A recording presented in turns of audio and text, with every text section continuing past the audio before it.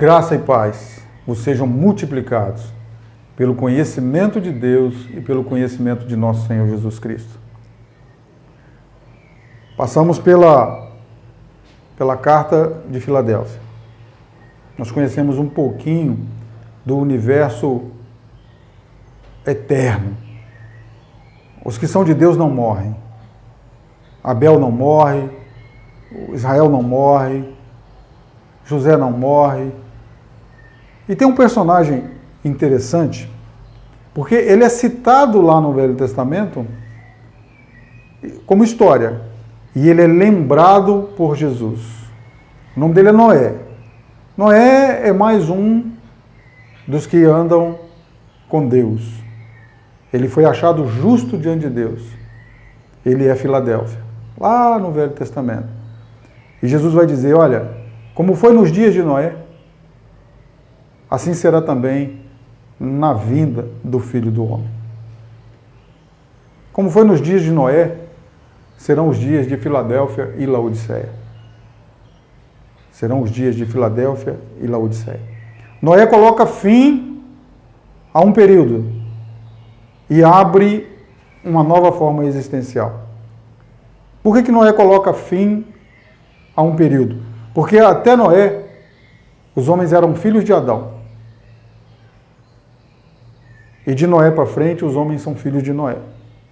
Noé vai dar descendência agora às pessoas. Então ele fecha um tempo, um ciclo, e abre um outro ciclo. Queridos, nós estamos perto de fechar um outro ciclo. E a figura para nós é de um Noé que anuncia. Anuncia o quê? Anuncia a possibilidade de salvação, mas anuncia fogo, o juízo de Deus.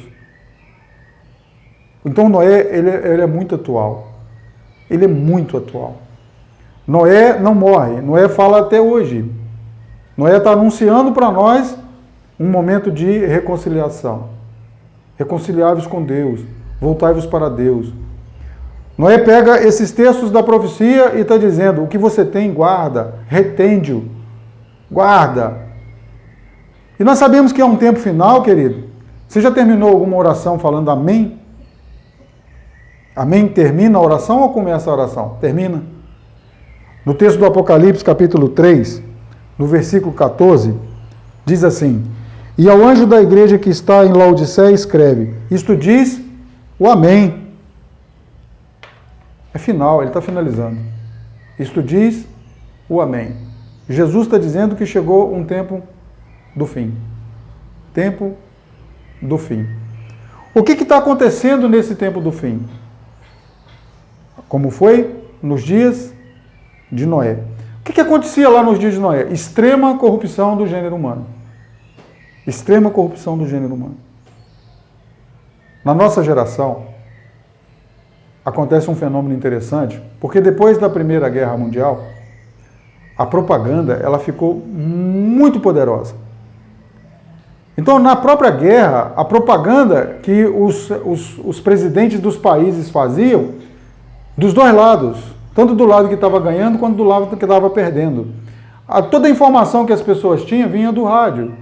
E a propaganda, o que se dizia no rádio, era o que animava, motivava ou abatia as pessoas.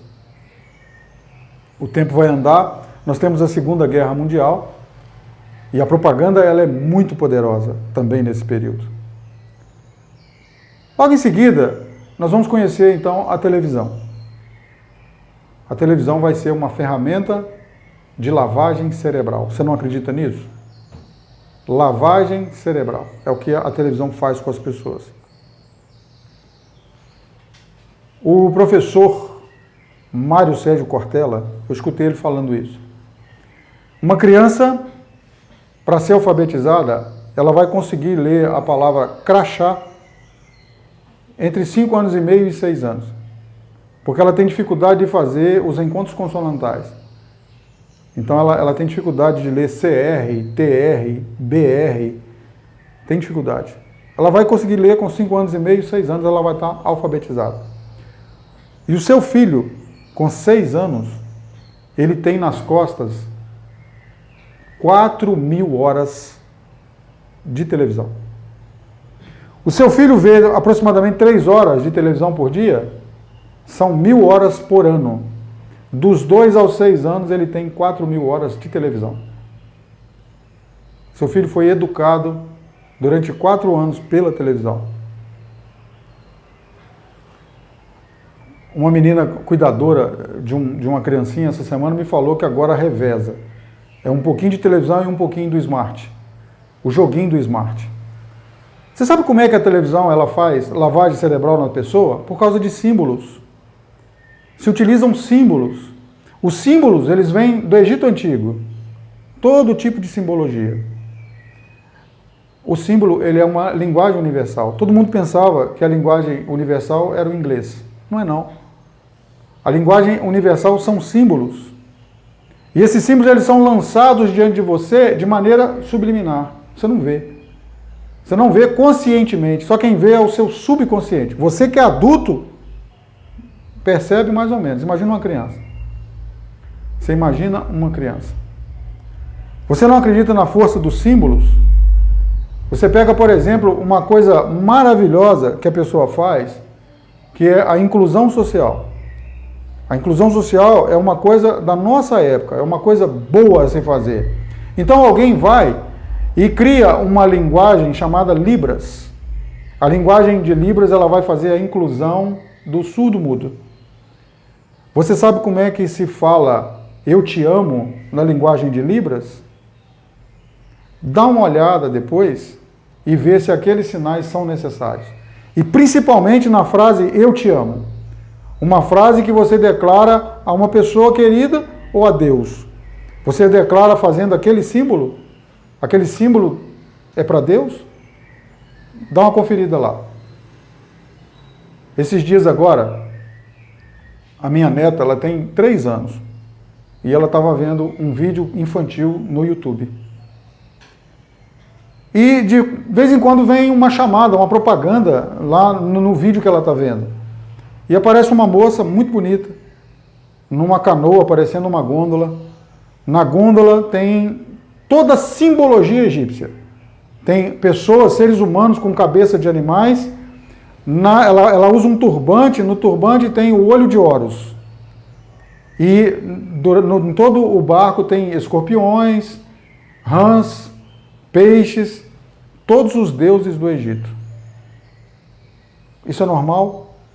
A gente chegar nessa geração e a gente expor as pessoas a coisas que Deus disse que nós não teríamos, a coisas que a palavra de Deus condena, coisas que vêm das sociedades secretas que foram condenadas por Deus, lá na igreja de Éfeso. Querido, o temor do Senhor é o princípio da sabedoria. Se você não tem prudência, se você não tem inteligência para perceber que o mundo tem uma forma de existir e uma forma de viver que não agrada a Deus, nós estamos falando isso para pessoas que estão na igreja há 10 anos, 15 anos, 20 anos e não veem mal nenhum em assistir o videoclipe da Kate. Não tem problema nenhum, a música é boa, agradável.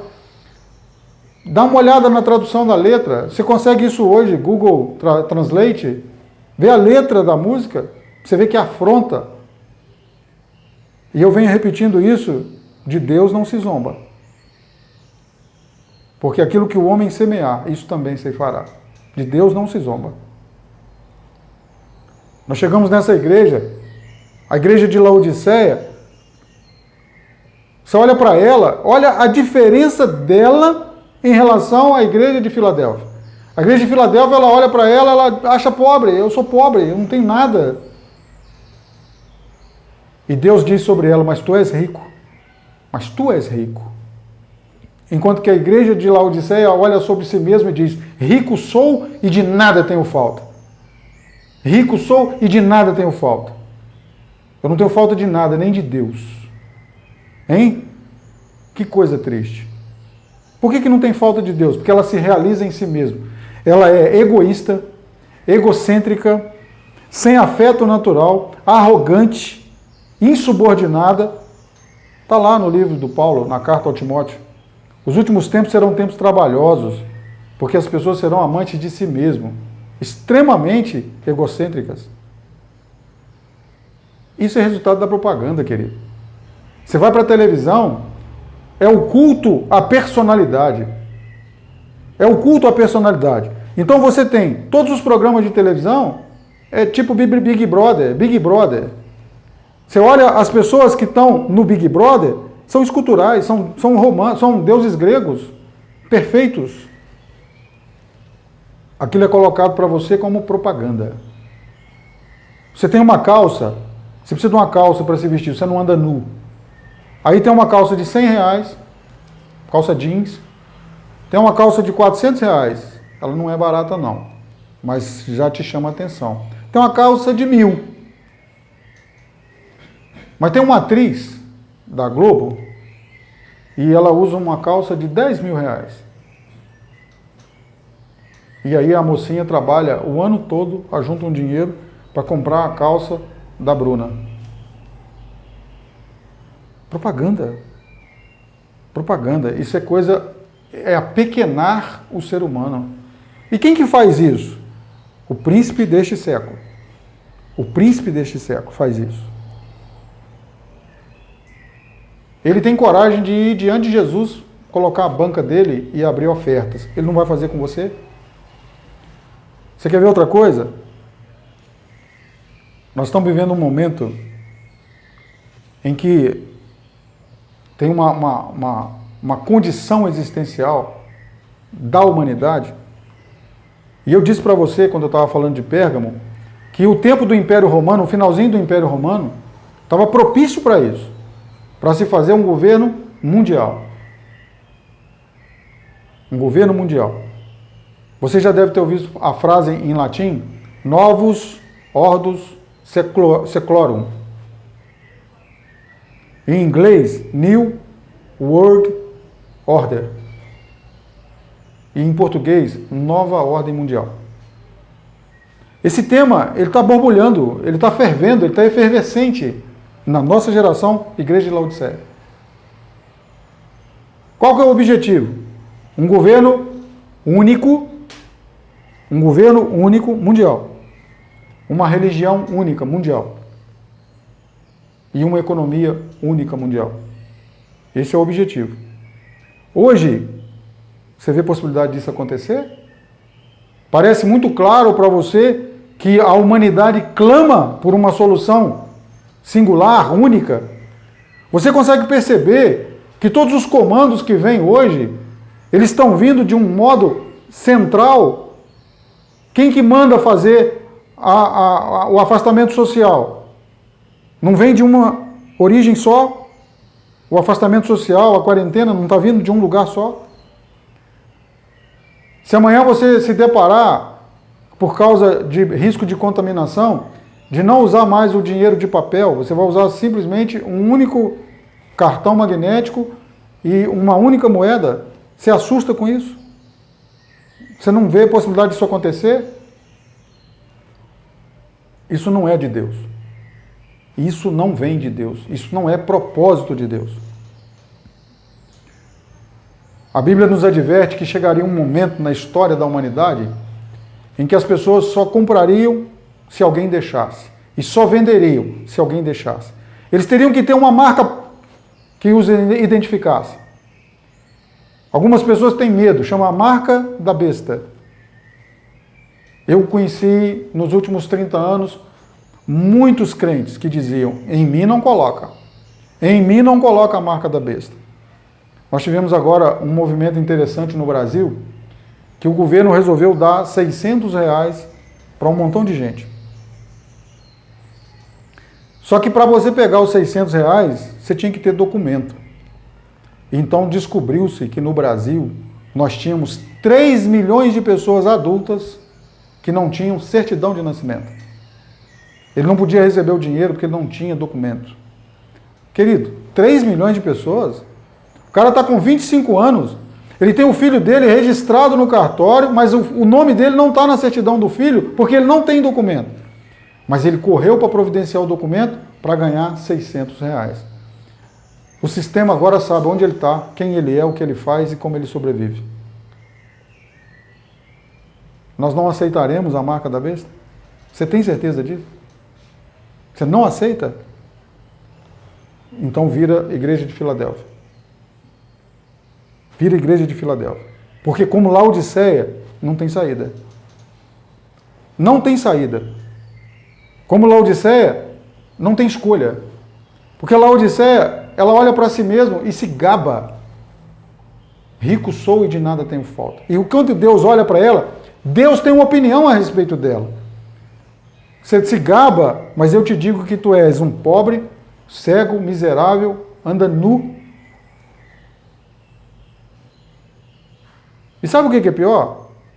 Deus fala com ela um xingamento que a minha avó não deixava a gente falar.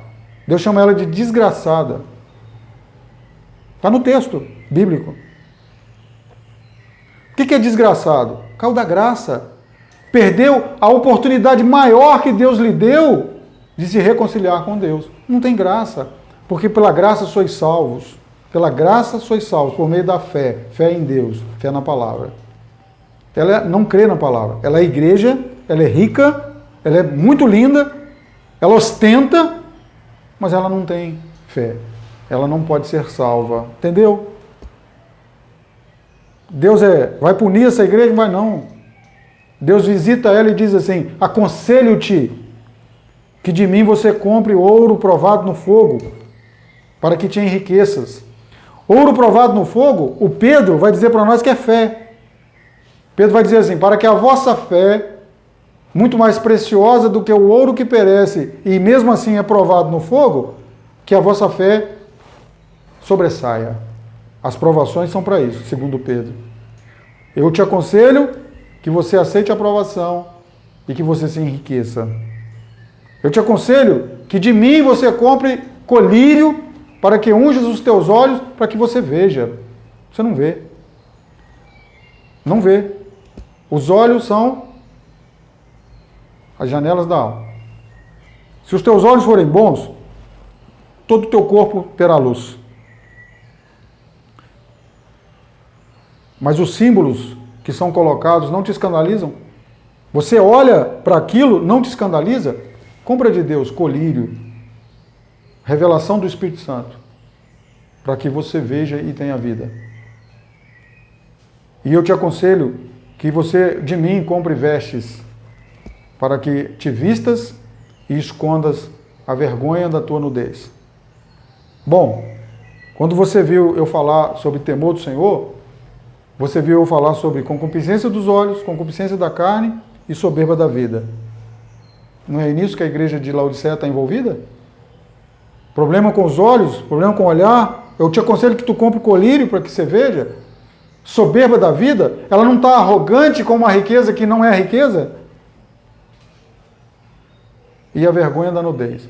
Ela está nua, mas não se envergonha disso. Ela já se acostumou com a nudez. Ela não se envergonha disso. A misericórdia do Senhor está visitando agora, nesse momento, a igreja de Laodiceia. Qualquer igreja que hoje vive, existe na humanidade, em qualquer lugar do mundo, e ela vive nessa condição de arrogância, Deus está visitando e dizendo: arrepende-te. Arrepende-te. Então, a história da igreja, ela tem começo e tem fim. Isso diz o amém. Acabou, querido. Nós estamos vivendo os últimos dias e a palavra do Senhor é clara. Seria como nos dias de Noé. As pessoas estariam vivendo à vontade e quando Noé chega a dizer: olha, vem um juízo de Deus, eles diziam: velho gagá. Você está me ouvindo agora? Você está falando: o camarada tomou muito sol na cabeça, ele não está bom não. Como nos dias de Noé. A mensagem que nós anunciamos para esse momento é como nos dias de Noé. E a realidade existencial do ser humano, de muitos crentes, não é crítica. Muitos crentes aqui é uma constatação. Se você não se escandaliza com o clipe da Kate, você precisa rever os seus conceitos em Deus. É um momento singular. A história da igreja está chegando ao seu final. Isso diz o amém. Vamos nos tornar a igreja de Filadélfia. Uma igreja temente ao Senhor, mesmo tendo pouca força. Louvado seja o nome do Senhor. Amém?